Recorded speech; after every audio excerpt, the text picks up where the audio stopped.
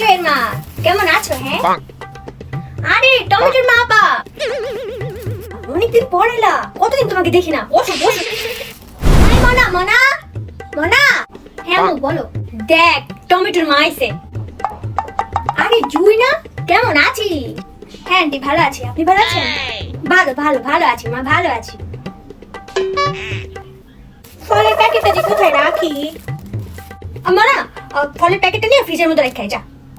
ও আচ্ছা দিন, আমি ফ্রিজে রেখে আসছি। দাও ফলের প্যাকেটটা এভাবে থাবা মেরে আমার হাত থেকে নিয়ে গেলে কেন? হ্যাঁ আরে না না, তোমাদের জন্য এটা আনিনি, আমি ফলগুলো এনেছি ওই আপেলের মার জন্য। অনেকদিন হয়ে গেছে বুঝতে, ওদের বাসায় যাই না। আর তোমরা তোমার নিজের লোক, আমি নিজের লোকদের জন্য কি এই ফল আনা লাগে নাকি?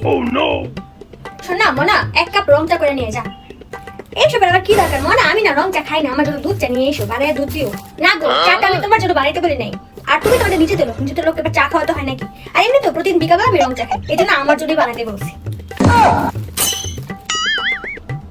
আচ্ছা আচ্ছা জুয়ের মা, শুনে না দেরি হয়ে যেতেছে, এখন আমি যাই বুঝছো? আচ্ছা আচ্ছা ঠিক আছে, আবার আইসো। হ্যাঁ আইসো কিন্তু। এই জীবনে আর আইতাছি না। Tata aunty.